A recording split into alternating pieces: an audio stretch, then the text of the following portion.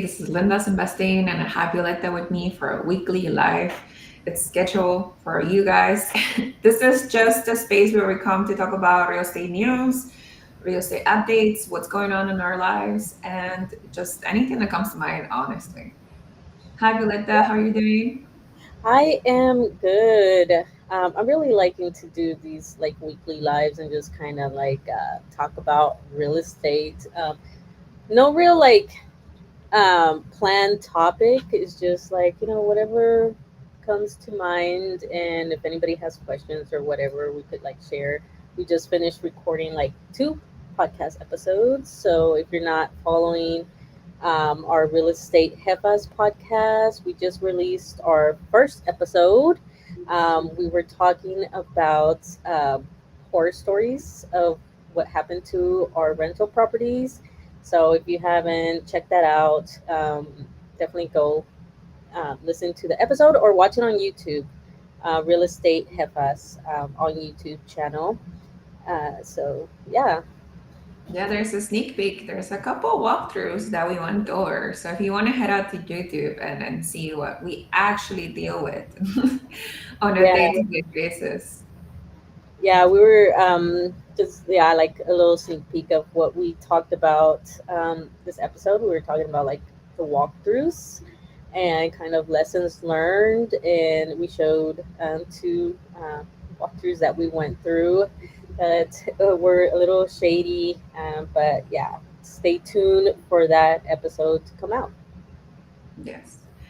So this week, what's on our minds, actually, Billet and I's, is the government shutdown and Yeah, how that is going to affect us. Because if you've been listening to us, or we invest out of state, and we do have housing available for Section 8. So we have Section 8 tenants, which, if you don't know, somebody that's below poverty line can apply to a house vouching program. It could be federally funded, it can be state funded, but if you're limited on your income, you most likely are able to get, into a house, an apartment with a Section 8 voucher. So we do have a couple of those tenants, and what we notice by exchanging stories is that for example, I have two Section 8 vouchers that have not been paid so far, and it's October 4th, and we don't know how long the shutdown of the government is going to be, but that's something that I have to watch out for now, knowing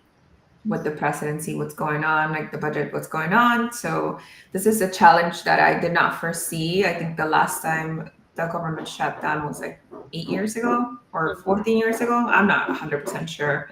But the last time it did, it went over 31 days. So I may have to cover the mortgages for those two houses that I'm talking about.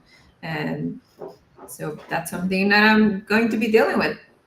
Yeah, and it's something that we kind of talked about it in episode our first episode on the podcast of how this is something as a real estate investor you have to kind of plan for. You're not necessarily planning for the government shutdown or anything like that, but you're planning for the potential of you having to cover that mortgage for uh, that month or whatever, because you don't know what may happen. As we could see, now we have this government shutdown that wasn't, we weren't planning for. But now, especially a lot of people invest um, in properties that they put Section 8 housing. Uh, and you get used to it's a paycheck that comes pretty on point every time. So now that you have to kind of be like, oh wow, now my tenants might not be getting their housing, and not only just thinking about oh, okay, now I got to cover your tenants are probably stressing out as well, that worrying that if we're going to kick them out or whatever, evict them, right, because they're not making payments. So I guess what's your thoughts on that, how you're going to navigate that right now? First of all, I'm very happy that I underwrite for reserves in every single property. So if you follow us that when you're structuring a deal, you always have to account for the fact that one of those possibilities will be something that you have to account for repairs or account for capital expenditures, like big expenses going wrong, like a roof, like a water heater, like a furnace, right? But Mhm. I also, you have to account for vacancy. And so I put away 5% of my cash flow into a bucket called vacancy. So even though the tenant, like the apartment or house is not vacant, this is something that I will use my reserves for. So it's Mhm. really important that when you're writing a deal that you like have that money set aside. And I think that's one of the things that I people get into the mistake of cash flow. They count cash flow and they don't even calculate how much money you need to put away into savings just because of a rainy day or oops, like now, which doesn't happen like every year, right? Like I said, Right. it's been like 8 years since the last one. So that's something that will cover you for the time being. And I also have in mind that when the government opens up back up, I'm gonna receive back payments Mhm. from the Section 8 vouchers. So I also have that in mind. So it's not like money is lost, but it's definitely something that is affecting my cash flow this month. Yeah, yeah, that's definitely. I'm glad you brought up the point of like, that's a mistake that a lot of new real estate investors do because I definitely did that. I lucked out because I had such good cash flow with my first rental property, my first house. But that was because I had lived in it. So then, by the time I actually made it into rental property, it was already on like almost year 5 and all this stuff. And I had already done like some of the fixes and stuff like that. But when I decided to rent that house out, I didn't think anything of, oh, let me set money aside for maintenance or repairs or anything or vacancies or anything like that. I was just like, I'm just renting it out. And same thing with my second, I left and I bought another house that I wanted to make into a rental property. I didn't take into account that as well.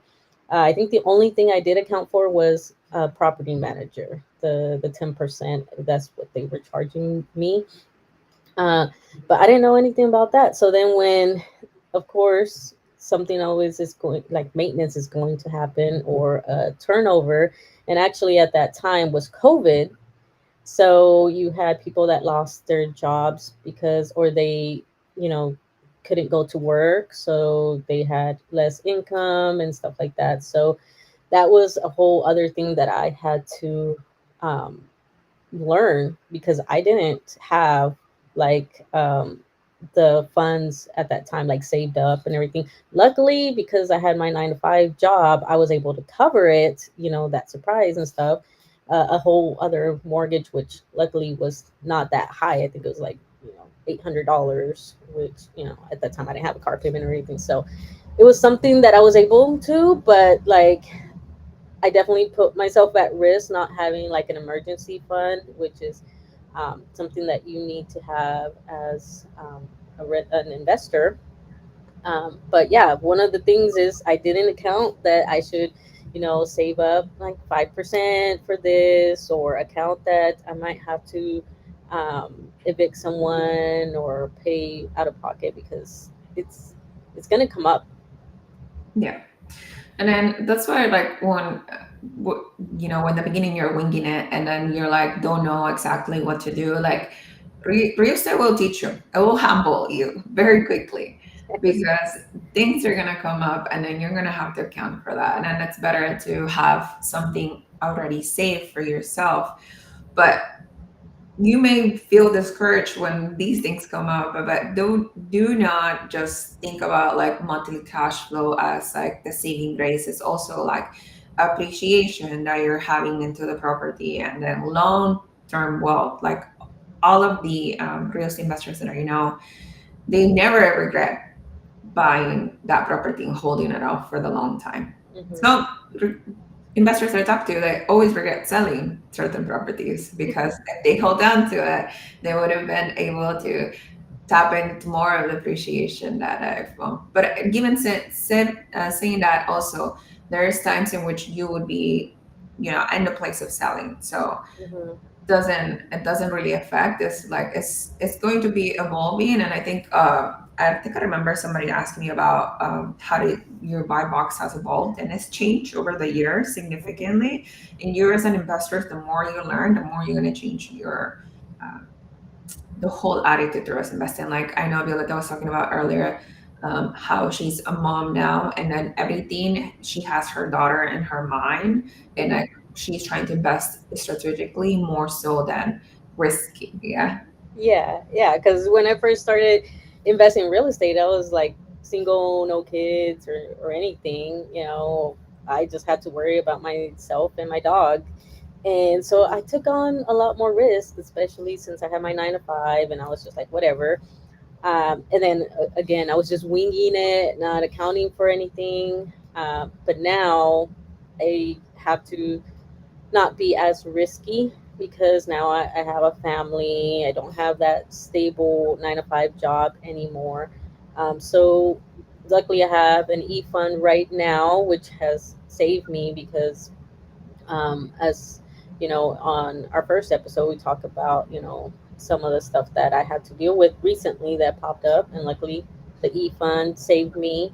Um, but again, I didn't have that the first time, and it causes you to make um I don't like to say like a bad decision, but not like now that I have more experience and things like that, and um know more, uh I would not have maybe sold that first house, because it was such a good rental property and everything like that. But at the time, because I didn't have an e-fund or anything, calculate or account for maintenance or anything like that, when that stuff with COVID happened, and like he was missing payments, and like over time it started stressing me out. And then by the time that he ended up leaving, um, because he didn't even want to, at that time there was the program that he could apply to make up that, there was help, right? But he didn't want to fill out the paperwork or anything like that. uh, I even tried to fill out the paperwork, so I was like, all right, I try to work with you. So unfortunately I have to let you go. And he was going through some life stuff himself, so I don't, like, I'm not mad at him or whatever. I understand, but at the same time it's like, all right, I got to get somebody in here as well that's gonna actually um, pay the rent. And when he left, like, there was a lot of repairs. It was like it ended up being about 7,000, because the debt got, I first of all, the junk removal was like a lot. Like the whole house, I needed to take out stuff, painting, and all. Like it just added. And because I was such a new investor, like I allowed myself to just focus on that and kind of like freak out and everything. So I was like, you know what? Like I'm just done. I'm gonna sell the house, because at that time that's when the big old, like, the houses were just flying off the shelf.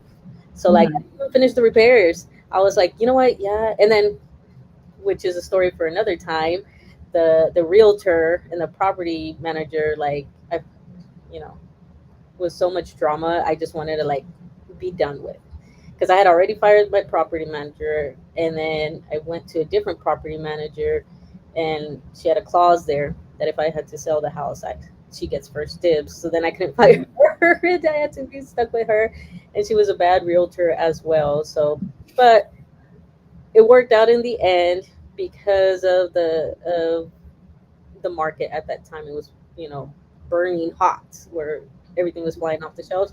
I was able to just sell that house, like, with, just a few repairs that I think I only painted it and a few things. Um, and it sold like that, and I still made money, which I was able to use to then switch my strategy to multi-family properties, which that's the reason I had switched to it, because I didn't like that I had to rely on just that tenant. And then, and now it's kind of like spread out between the units. But yeah, in hindsight, I would have like sucked it up and kept that property, because it did have equity and all that stuff. So things you Yeah. learn along the way. Yeah, and for myself too, like the first 2 years I was very slow, and then the last year I just ranked up for. And then so I had so many projects going on at the same time there. I'm still finishing up like a burr right now, Hmm. and I was looking, like I was showing Villette earlier, a deal that I looked into that looks good, but I can't really stretch myself more thin to acquire that deal because of money, right? Like everything that I'm doing is first, so I'm like deploying a lot of cash out. And Hmm. then so I feel like I'm bleeding and bleeding and bleeding money that I want a rest barrier. I want Yeah. somebody, I want everything to slow down so I can build up all of the reserves back and I can be comfortable and like moving on to a next deal. So my way of thinking about buying a house too has evolved from like, I want rent already. No, I want something that like I want to build equity into and force appreciation into to like, now I don't want to do any work. Now I want to like cosmetically, like just like Yeah. put lipstick on and then put it on the market, and then so you'll see our progress and the things that we learn along the side, and we're like, okay, well, maybe in the future I'll go back to like heavy work again, but it definitely changes all the time. Yeah. And Yeah. Yeah. That's one thing is that you're evolving. Like you're gonna evolve throughout. Even me, like I started with that first property, and now I'm into multi-families. But now I'm like, well, I'm kind of in that phase where I want to scale, like, but I have to, again, because I have a family, I have to kind of strategize on how fast to scale and how I'm going to do that.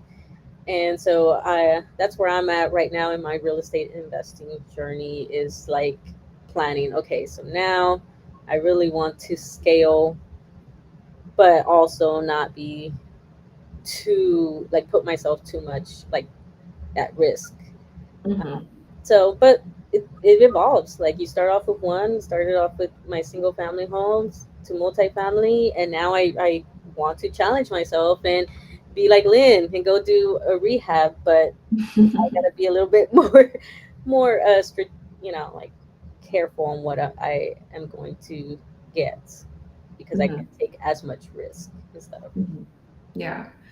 And don't let that scare you. Like we're not saying like let's go real estate full time and then quit your job and just concentrate on this. Like no, we are when we started we bought W-2 and we were working a regular 9 to 5 and trying to build wealth little by little, and then even a down payment like a 20% down payment was from our savings. Like we didn't do anything crazy, we didn't do anything like 0% down and we just got private money or hard money and then purchased this house and rehab it and flipped it and we got the money out. Like no, that's not our story. And this is just for people that like are there trying to just manage your wealth, like investing. You invest in the real estate, in real estate or the stock market. This is what also can happen for you. Yeah, and that's why we're like teaming up and doing the real estate Hefas podcast and YouTube channel, um, because we do want to make real estate investing less scary and more like relatable because it's a lot of once you get into this space, it's mostly a lot of us like are just regular people with families with W-2s or whatever, just trying to build wealth or find a way to retire early through cash flow or whatever it may be, their strategy or financial goal is. And yeah, and just share our stories. And we have lots of other Latinas that are out here in real estate, whether they're investors, realtors, lenders. Like we're out here. It's just we get kind of drowned out with everything else. We get lost in the sauce. So that's why we want to, you know, empower more Latina voices and share our stories too. Yes. So if you keep following us, you'll be able to talk to us, comment on our videos, and even if you want to come on the podcast, that's totally a possibility. And maybe trial us and ask us questions, and then see what's up. as well. Yeah. So I think we'll see each other next week on our next live. Awesome. Bye. Bye.